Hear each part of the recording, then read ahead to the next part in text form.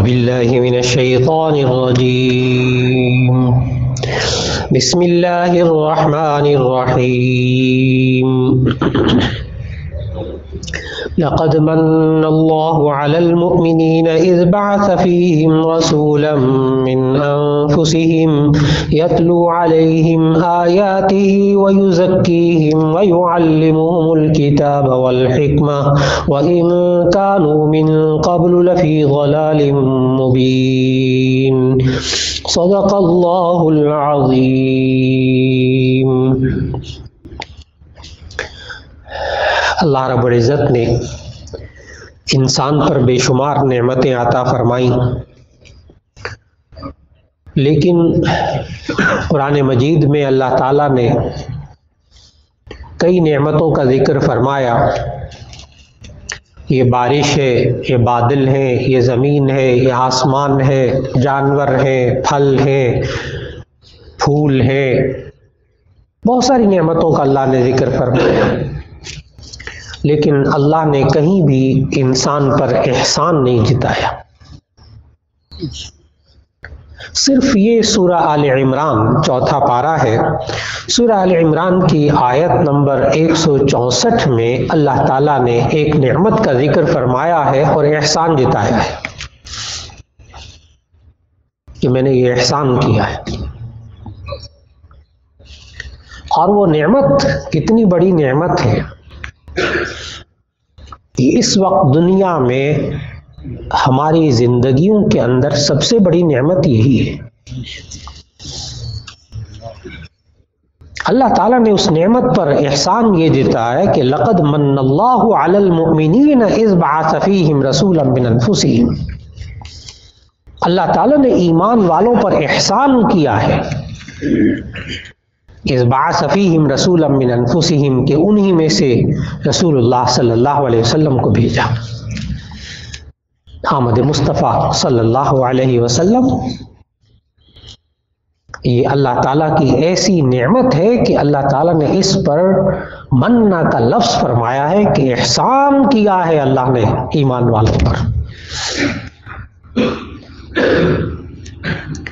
اور یہ وہ نعمت ہے کہ جس کے بارے میں احادیث موجود ہیں کہ آخرت میں بھی اور اس سے پہلے بھی انبیاء علیہ السلام نے یہ چاہا کہ کاش ہم امت محمدیہ میں پیدا ہوتے۔ احادیث مستند احادیث ہیں، انبیاء علیہ السلام نے یہ چاہا، یہ آرزو کی، کاش کہ ہم امت محمدیہ میں ہوتے صلی اللہ علیہ وسلم۔ اللہ نے اتنی بڑی نعمت عطا فرمائی، لیکن یہ جو ایمان والے ہیں جن پر اللہ نے اتنا بڑا احسان کیا ہے، اتنی بڑی نعمت عطا فرمائی ہے، کبھی کبھی انسان سے ناقدری ہو جاتی ہے اس نعمت کی۔ اور سب سے بڑی ناقدری یہ ہے اس نعمت کی کہ اللہ تعالیٰ نے آمد مصطفیٰ صلی اللہ علیہ وسلم کے جو مقاصد بتائے ہیں خود، یہ اگر امت، یہ ایمان والے اس سے منہ پھیر لیں تو اس سے بڑی ناقدری کیا ہوگی کہ جس کام کے لیے اللہ ہمیں بتا رہا ہے کہ میں نے اس لیے بھیجا تھا نبی صلی اللہ علیہ وسلم کو۔ اور وہ یہ آیت ہے سورہ آل عمران کی آیت نمبر 164، جس میں اللہ تعالیٰ نے آمد مصطفیٰ صلی اللہ علیہ وسلم کے 4 مقصد بیان فرمائے کہ نبی صلی اللہ علیہ وسلم کو کیوں بھیجا اللہ تعالیٰ نے۔ اور یہ 4 مقاصد ایسے ہیں کہ اس سے کوئی شخص انکار نہیں کر سکتا، اور نہ یہ کہہ سکتے ہیں کہ جناب ہمیں آپ کی رائے سے اختلاف ہے، نبی صلی اللہ علیہ وسلم اس لیے نہیں آئے تھے۔ کوئی صاحب یہ بھی نہیں کہہ سکتے اس لیے کہ یہ آیت ہے، صرف ترجمہ، کوئی دائیں بائیں کی بات نہیں، صرف ترجمہ۔ جب کسی کو سمجھانا ہو کہ نبی صلی اللہ علیہ وسلم کیوں تشریف لائے، اللہ تعالیٰ نے کیوں بھیجا آخری نبی صلی اللہ علیہ وسلم کو، کیا مقاصد تھے اللہ تعالیٰ کے نزدیک نبی صلی اللہ علیہ وسلم کو دنیا میں بھیجنے کے؟ اس آیت کی تلاوت کیجیے، اس کا ترجمہ پڑھیے، چاروں مقصد واضح ہو جائیں گے۔ اور کہاں کہاں اس ایمان والی امت سے کہاں کہاں غلطی ہوئی ہے اس کو سمجھنا ہے کہ اس مقصد کو کہاں پورا نہیں کیا۔ اللہ تعالیٰ نے فرمایا کہ اللہ نے ایمان والوں پر احسان کیا ہے کہ انہی میں سے رسول صلی اللہ علیہ وسلم کو بھیجا۔ کیوں؟ یتلو علیہم آیاتہ، نمبر 1 مقصد نبی صلی اللہ علیہ وسلم کی تشریف آوری کا، یتلو علیہم آیاتہ، تاکہ یہ ان ایمان والوں پر اللہ کی آیات تلاوت کرے۔ یہ ایک مقصد ہے پہلا، تلاوت کلام پاک، اللہ کے کلام کی تلاوت، اس کو پڑھنا۔ یہ بعثت نبوی کے مقاصد میں سے ایک بنیادی مقصد اللہ نے بتایا، صرف تلاوت۔ سوال یہ ہے کہ کیا ترجمہ پڑھنا ضروری نہیں؟ جی اس کا الگ جواب ہے، وہ الگ مقصد آ رہا ہے۔ وہ جی اس کی تشریح اور ساری تفسیر سمجھنا، پھر اس کے مطابق عمل کرنا ضروری نہیں، صرف تلاوت ہی مقصد ہے، تو اس کا جواب ہے کہ جی نہیں، سمجھنا بھی ہے، اس کے مطابق عمل بھی کرنا ہے، وہ الگ ہے مقصد، وہ الگ مقصد آ رہا ہے۔ سمجھنا الگ مقصد ہے، عمل کرنا الگ مقصد ہے،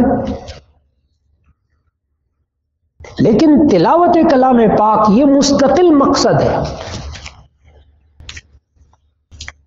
بعض لوگ یہ کہتے ہیں یہ آپ نے بچے کو حافظ بنا لیا، یہ سمجھتا ہے قرآن کو؟ تو اگلا بندہ کہتے نہیں نہیں ابھی حفظ کر رہا ہے، سمجھ ترجمہ تو نہیں آتا، تو دوسرے صاحب کہتے ہیں فائدہ کیا پڑھنے جب اس کو سمجھ میں ہی نہیں آتا، ترجمہ ہی نہیں آتا۔ تو اس کا جواب واضح الفاظ میں ذہن میں رکھ لیجئے گا، کبھی یہ نہ کہیے گا کہ یہ پڑھنے کا کیا فائدہ جب سمجھا ہی نہیں ہے۔ جی تلاوت کلام پاک یہ بذات خود مقصد ہے بعثت نبوی کا۔ ابھی میں صرف تلاوت پر زور دے رہا ہوں، ابھی باقی سمجھنا ہے، اس پر عمل کرنا، وہ آ رہا ہے ابھی۔ یہاں تک کہ اگر کسی انسان کو بالکل ترجمہ نہ آتا ہو، اس لفظ کا مطلب ہی نہ پتا ہو اس کو، پھر وہ اگر تلاوت کرے تو کیا اس کو ثواب ملے گا؟ تو اس کا جواب ہے کہ جی ہاں۔ کیسے؟ قربان جائیے نبی صلی اللہ علیہ وسلم پر۔ نبی صلی اللہ علیہ وسلم نے جب یہ بتایا، مستند حدیث صحاح ستہ کی حدیث ہے کہ جب انسان تلاوت کرتا ہے، بچوں کو خاص طور پر سمجھنا چاہیے جو تلاوت کرتے ہیں، جو شخص تلاوت کرتا ہے قرآن مجید کی، اس کے ایک حرف کے پڑھنے پر اس کو 10 نیکیاں ملتی ہیں۔ اور نبی صلی اللہ علیہ وسلم نے مثال دی اس حدیث میں کہ اگر کوئی بندہ الف لام میم پڑھتا ہے تو یہ ایک لفظ نہیں ہے بلکہ 3 حرف ہے، الف الگ، لام الگ، میم الگ، یوں نبی صلی اللہ علیہ وسلم نے سمجھایا۔ لہذا کوئی بندہ الف لام میم پڑھتا ہے تو اس کو 30 نیکیاں ملتی ہیں۔ اور میرے محترم حضرات، الف لام میم کا ترجمہ کسی کو معلوم نہیں ہے۔ مثال بھی دی تو کیسی دی نبی صلی اللہ علیہ وسلم، جس کا ترجمہ ہی معلوم نہیں۔ معلوم ہوا اگر ترجمہ معلوم نہ ہو تو تب بھی کیا ملتا ہے؟ ثواب ملتا ہے۔ یہ کہنا کہ جناب صرف تلاوت یہ کوئی فائدہ نہیں، نہ ایسے جملے میرے بھائی نہ کہیں، یہ نہ سمجھی کی بات ہے۔ تلاوت کلام پاک یہ بعثت نبوی کے مقاصد میں سے ایک اہم مقصد ہے۔ لیکن امت کو کیا ہوا کہ یہ بسا اوقات تلاوت ہی نہیں کرتے، اور تلاوت کرتے بھی ہیں تو اس کو تلاوت نہیں کہتے، اس کو تلاوت نہیں کہتے۔ کہیں قرآن خوانی ہو رہی ہو نا تو ذرا غور سے جا کر دیکھیے گا، بڑے بڑے قابل لوگ، پڑھے لکھے لوگ، جب تلاوت کرتے ہیں تو قرآن مجید کا پارا سامنے رکھ لیتے ہیں، قرآن مجید کا پارا سامنے رکھ لیتے ہیں، اور پھر اس کے بعد ورق پلٹتے دیکھتے جاتے ہیں، ہونٹ بالکل نہیں ہلتے، زبان بالکل نہیں ہلتی، آپ خود غور فرمائیے، اور وہ یوں دیکھ کر اور یوں ورق پلٹتے ہیں، پھر یوں ورق پلٹتے ہیں، اور وہ پورا پارا پڑھ لیتے ہیں، کہتے ہیں ہم نے ایک پارا پڑھ لیا۔ یاد رکھ لیجیے گا یہ تلاوت نہیں ہے۔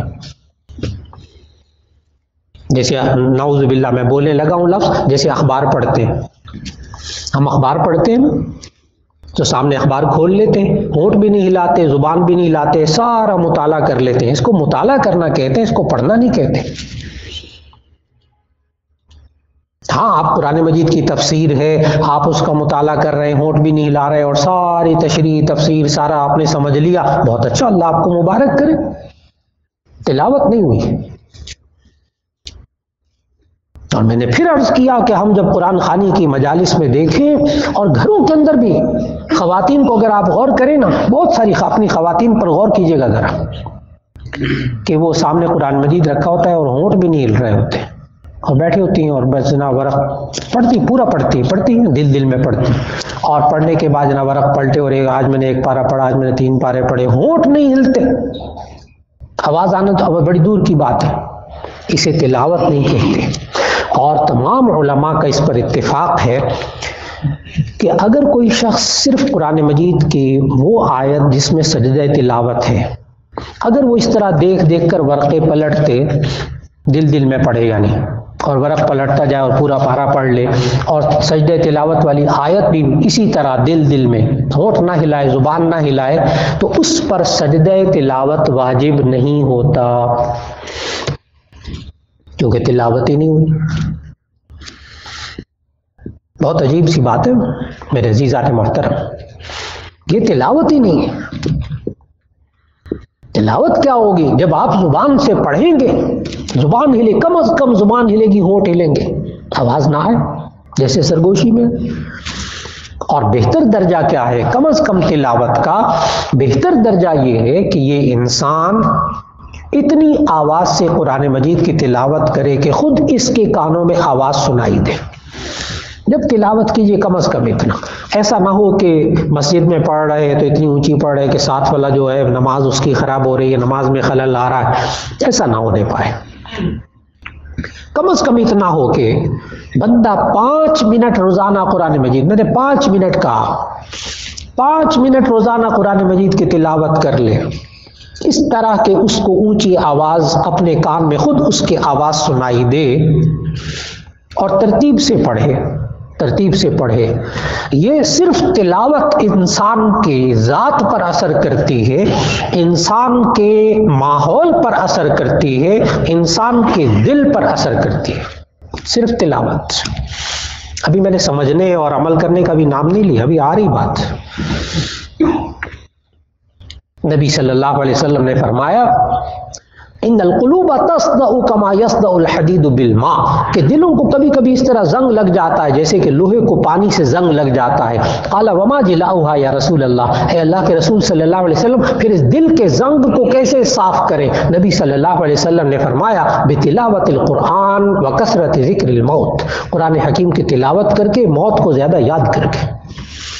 انسان قرآن حکیم کی تلاوت کرے، تلاوت، مطالعہ نہیں، مطالعہ اور چیز ہے، وہ الگ ہے، قرآن مجید کو سمجھنا ہے، اس کے مطابق عمل کرنا ہے، تفسیر کا مطالعہ کرنا ہے، وہاں نہ بھی آپ ہونٹ ہلائیں،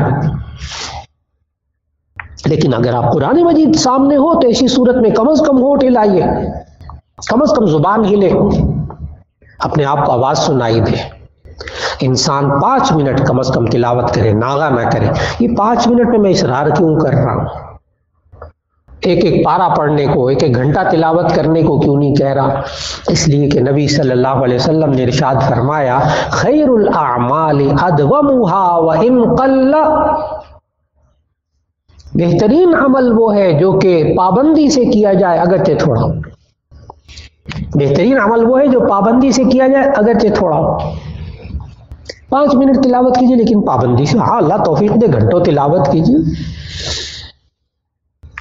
ایک صاحب کہنے لگے کہ جی وہ بس مولانا مصروفیت اتنی زیادہ ہے کہ میں سال ہو گیا 6 مہینے ہو گئے قرآن مجید کی تلاوت ہی نہیں ہوئی. میں نے کہا یا اللہ. میں نے ان صاحب سے پوچھا آپ نماز پڑھتے؟ کہتے جی جی نماز پڑھتا. مسجد میں جا کے؟ جی اکثر مسجد میں چلے جاتے. ان سے عرض کیا کہ اچھا آپ یوں کیجئے کہ جب کبھی 5 منٹ ملے 3 منٹ ملے نا جماعت ابھی کھڑی ہونے والی تو قرآن مجید مسجد میں سے لے کے وہیں بیٹھ کر تلاوت کر لیا کر بس. اب وہ صاحب کیا کہتے ہیں، بات ہو گئی ان سے چلے گئے. 6-7 مہینے بعد کئی ملاقات ہوئی، بڑے خوش. کہنے لگے مولانا میں اب ہر مہینے الحمدللہ ایک قرآن مجید کی تلاوت کر لیتا ہوں. اب مجھے بھی حیرت ہوئی. میں نے کہا کیسے، یہ کیسے ممکن ہو گیا؟ آپ کو تو وقت نہیں ملتا، بڑے مصروف آدمی آپ تو ماشاءاللہ، مجھے آپ کی مصروفیات کا بھی پتہ ہے. کہنے لگے بس میں اس طرح کرتا ہوں کہ فجر سے پہلے گیا تو وقت مل گیا، فجر کے بعد تھوڑا سا بیٹھ کے پڑھ لیا، پھر ظہر کے وقت گیا پھر وہ باقی پڑھ لیا، پھر اس کے بعد روزانہ میرا بڑی آرام سے 5 وقت کی نماز میں 1 پارہ ہو جاتا ہے. 5 وقت کی نماز میں 1 پارہ ہو جاتا ہے، اور ہر روز 1 پارہ، اور 30 دن میں پورا قرآن مجید. تو میں الحمدللہ اب ہر مہینے کیا کر رہا ہوں، قرآن مجید کی پوری تلاوت کر رہا ہوں، اور الگ سے وقت نہیں نکالنا پڑ رہا. مزے کی بات یہ ہے الگ سے وقت ہی نہیں نکالنا پڑ رہا اس مصروفیت میں سے. آج انسان تھوڑا سا وقت ملے قرآن مجید کی تلاوت کر لے، کم نہ سمجھے اس کو، کم نہ سمجھے، یہ بڑی قیمتی بات ہے. اور جب انسان تلاوت کر رہا ہو تو یہ ذہن میں ایمان رکھے، یقین رکھے کہ میں بعثت نبوی کے مقصد میں سے ایک اہم مقصد کو پورا کر رہا ہوں. اب قیامت تک کوئی نبی نہیں آئے گا. نبی صلی اللہ علیہ وسلم کے، آمد مصطفیٰ صلی اللہ علیہ وسلم کے جو 4 مقصد ہیں، اب یہ امت کے ذمے ہے کہ وہ امت ان کو عمل کرے. ایک تلاوت کلام پاک، اس لیے جتنے بچے حفظ کر رہے ہیں نا، جتنے بچے حفظ کر رہے ہیں بعثت نبوی کے مقاصد کو پورا کر رہے ہیں. اور آپ حیران ہوں گے کہ جب پاکستان بننے سے پہلے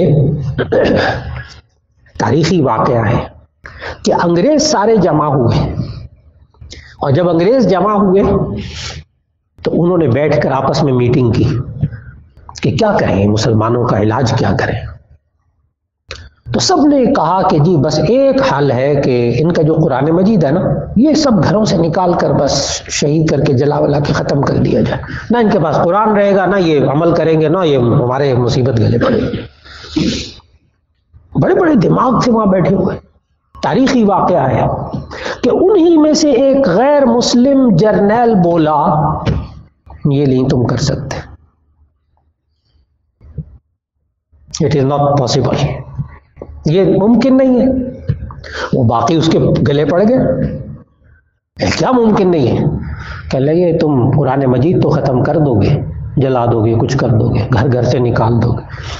وہ چھوٹے چھوٹے بچے جو ان کے حافظ ہیں ان کا کیا کرو گے؟ ان کو تمہیں پتہ ہی نہیں چلے گا حافظ کون ہے. کسی کی پیشانی پہ تھوڑا لکھا ہوتا ہے یہ حافظ، یہ پھر دوبارہ لکھ لیں گے کیونکہ یہ بچے پھر دوبارہ یاد، ان کو بڑا اچھا یاد ہے، زبانی سناتے ہیں پکا پکا. وہی ٹھنڈے ہو گئے سارے. انا نحن نزلنا الذکر وانا له لحافظون، ہم نے قرآن مجید نازل کیا اور بے شک ہم ہی اس کی حفاظت کرنے والے ہیں. اللہ کو زیادہ ضروری ہے ان چھوٹے چھوٹے بچوں سے اللہ حفاظت کروا رہا ہے. صرف تلاوت کلام پاک یہ حفاظت کلام اللہ کے لیے ذریعہ ہے.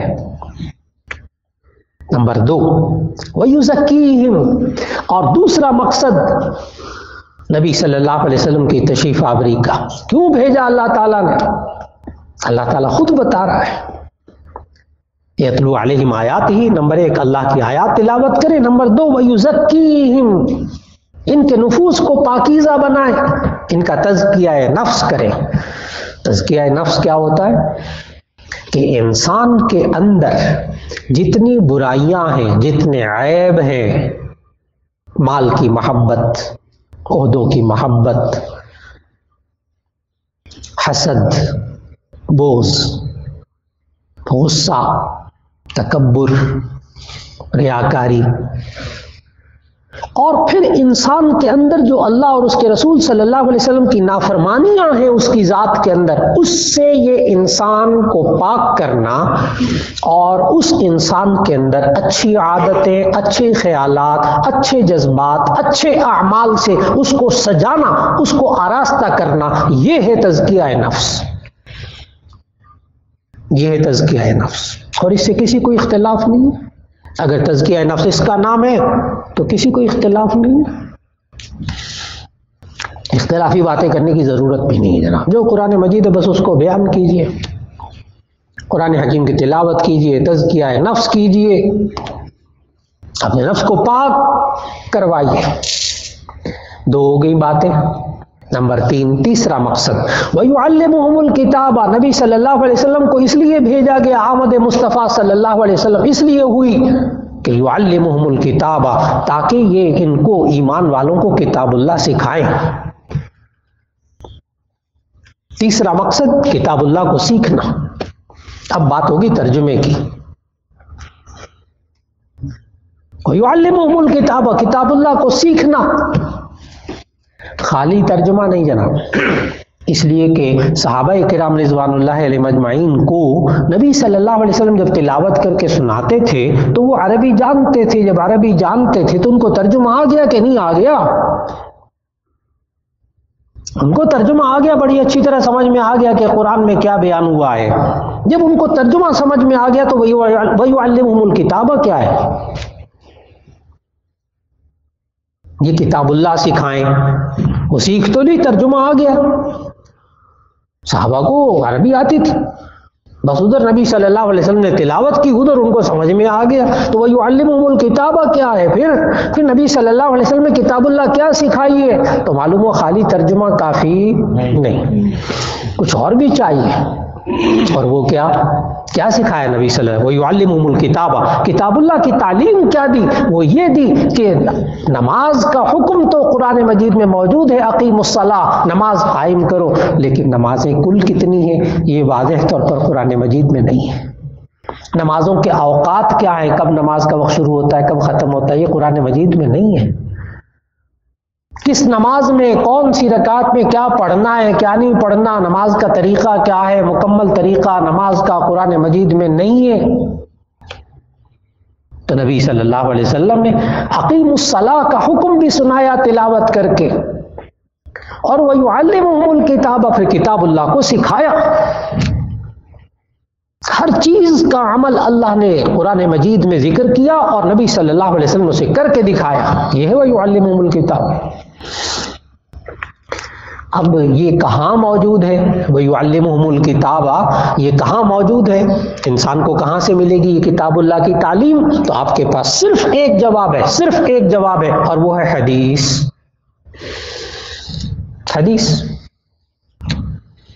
حدیث کے علاوہ آپ کے پاس کوئی ذریعہ ہی نہیں ہے کتاب اللہ کی تعلیم کا۔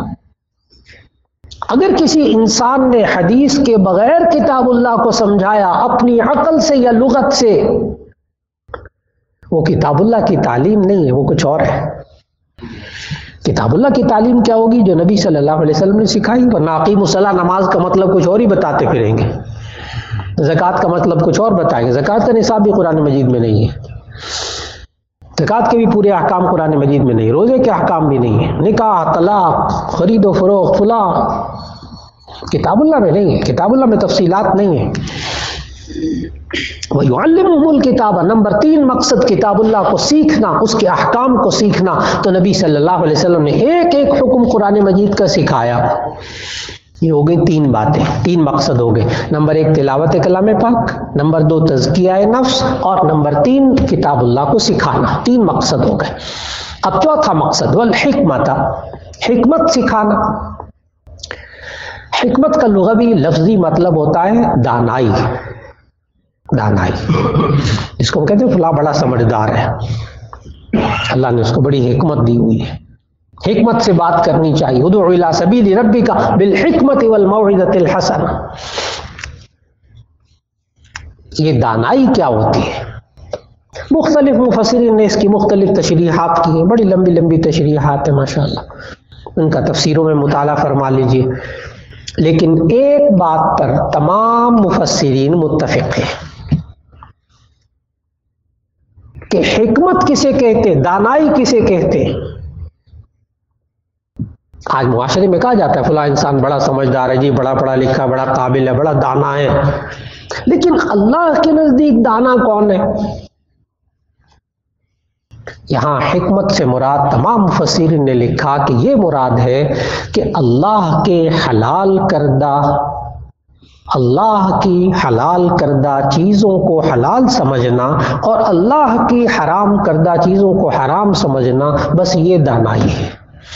جو بندہ اللہ کے حلال کو حلال سمجھتا ہے، حرام کو حرام سمجھتا ہے، وہ معاشرے کا دانا سمجھدار انسان ہے، اور جو اللہ کے حلال کو حلال نہیں سمجھتا، حرام کو حرام نہیں سمجھتا، وہ اللہ کے نزدیک دانا انسان نہیں ہے، وہ عقل مند انسان نہیں ہے۔ یہ ہے اللہ کے نزدیک دانائی کا معیار کہ سمجھدار انسان کون ہے، کہ جن چیزوں سے اللہ نے روکا، اللہ کے اس کے رسول صلی اللہ علیہ وسلم نے روکا، یہ انسان رک جائے اور جن کاموں کے کرنے کا حکم دیا ان کاموں کو کرے۔ میرے عزیزان محترم، یہ 4 مقصد تھے، یہ 4 کام تھے جس کے بارے میں اللہ نے سورہ آل عمران کی آیت 64 میں 164 میں فرمایا کہ یہ 4 مقصد تھے جس کے لیے نبی صلی اللہ علیہ وسلم کو بھیجا۔ اللہ تعالی ہم میں سے ایک ایک کو اس مقصد کو پورا کرنے کی توفیق عطا فرمائے۔ تلاوت کلام پاک کی اللہ توفیق عطا فرمائے، تزکیہ نفس کی اللہ توفیق عطا فرمائے، کتاب اللہ سیکھنے اور سکھانے کی توفیق عطا فرمائے، اور اس کے بعد اللہ ہمیں دانائی عطا فرمائے۔ وہ دانائی جس میں انسان حلال کو حلال، حرام کو حرام سمجھتا ہے۔ اور اگر انسان ان مقاصد کو پورا نہ کرے تو آیت کا آخری حصہ، اس کا ترجمہ صرف عرض کرنے لگا، وَإِن كَانُوا مِن قَبْلُ لَفِي ضَلَالٍ مُبِينٍ، اگرچہ اس سے پہلے یہ لوگ کھلی گمراہی میں تھے۔ معلوم ہوا کوئی شخص اگر ان 4 مقاصد میں سے کسی ایک مقصد کو بھی چھوڑے گا تو وہ گمراہی کے راستے پر ہے۔ تلاوت نہیں کرتا، تزکیہ نفس نہیں کرتا، کتاب اللہ کو سیکھتا سکھاتا نہیں، حکمت اور دانائی جو اللہ کے نزدیک ہے وہ اختیار نہیں کرتا، فی ضلال مبین۔ میں نے کچھ نہیں کہا، کوئی فتویٰ نہیں لگایا، ترجمہ آیت کا، وَإِن كَانُوا مِن قَبْلُ لَفِي ضَلَالٍ مُبِينٍ۔ ان 4 مقاصد کے پورا نہ ہونے سے پہلے یہ لوگ گمراہی میں تھے، اور گمراہی سے نکالنے کے لیے کیا چیزیں چاہیے؟ 4، اور اس میں کسی کا اختلاف نہیں ہے، کوئی اختلاف نہیں ہے، کوئی اختلاف نہیں ہے، نہ تلاوت میں اختلاف ہے، نہ تزکیہ نفس میں اختلاف ہے، نہ تعلیم کتاب اللہ میں اختلاف ہے، نہ حکمت میں اختلاف ہے۔ اللہ رب العزت آج امت جو آمد مصطفیٰ صلی اللہ علیہ وسلم کے مقاصد کو بھول چکی ہے، کوئی فتویٰ لگانے کی ضرورت نہیں، کوئی اختلاف کرنے کی ضرورت نہیں۔ میرے بھائیوں، یہ تو امت بہت دور ہو گئی ان 4 مقاصد سے، بہت دور ہو گئی۔ اللہ تعالیٰ ان مقاصد کو سمجھنے کی توفیق عطا فرمائے، اور اپنے بچوں اور اپنے گھر والوں اور اپنے خاندان میں، اپنے عزیز و قارب میں، اپنے ساتھ اٹھنے بیٹھنے والوں کو اللہ تعالیٰ ہمیں سمجھ دے کہ ہم یہ 4 مقاصد ان کے سامنے خوب بیان کرے، بار بار کرے، اور اللہ ہمیں عمل کی بھی توفیق عطا فرما دے۔ دعا فرما لیجیے۔ الحمدللہ رب العالمین، اللہم صلی علی سیدنا و مولانا محمد وعلی آل سیدنا و مولانا محمد وبارک وسلم۔ ربنا آتنا فی الدنیا حسنۃ وفی الآخرۃ حسنۃ وقنا عذاب النار۔ یا اللہ ہمارے گناہوں کو معاف فرما، ہماری لغزشوں کو کوتاہیوں کو معاف فرما۔ یا اللہ قرآن و سنت کے مطابق زندگی گزارنے کی توفیق عطا فرما۔ یا اللہ آج جو ہم نے آمد مصطفیٰ صلی اللہ علیہ وسلم کی زندگی کے 4 مقاصد پڑھے ہیں، قرآن مجید کی تلاوت ہوئی، اے اللہ ہمیں ان 4 مقاصد پر زندگی بھر عمل کرنے کی توفیق عطا فرما دے۔ یا اللہ امت کو متفق اور متحد ہونے کی توفیق عطا فرما دے۔ یا اللہ آپس میں محبت عطا فرما دے، نفرتوں کا خاتمہ فرما دے۔ یا اللہ دلوں میں جوڑ پیدا فرما دے۔ یا اللہ ہم سے کوئی ایسا کام سرزد نہ ہو جس سے دلوں میں توڑ پیدا ہو جاتا ہے، رشتوں میں توڑ پیدا ہو جاتا ہے۔ اے اللہ ہمیں جوڑ پیدا کرنے کی توفیق عطا فرما۔ اے اللہ ہمیں نبی صلی اللہ علیہ وسلم کی اتباع نصیب فرما دے، ان کی محبت نصیب فرما دے۔ یا اللہ جتنے حاضرین موجود ہیں سب کی دعاؤں کو قبول فرما، جو بیمار ہیں ان کو شفاء کاملہ نصیب فرما، جو پریشان حال ہیں ان کی پریشانیوں کو دور فرما۔ یا اللہ ہم میں سے ہر ایک کو یا اللہ دعا کے لیے ہاتھ اٹھائے ہوئے ہیں، اے اللہ کسی کو بھی محروم نہ فرما۔ یا اللہ سب کو ایمان والی، صحت والی، عافیت والی، برکت والی زندگی عطا فرما، ایمان اور اعمال صالحہ والی زندگی عطا فرما، ایمان پر ثابت قدمی نصیب فرما، ایمان پر خاتمہ نصیب فرما۔ وصلی اللہ تعالی علی خیر خلقہ محمد وآلہ واصحابہ اجمعین برحمتک یا ارحم الراحمین۔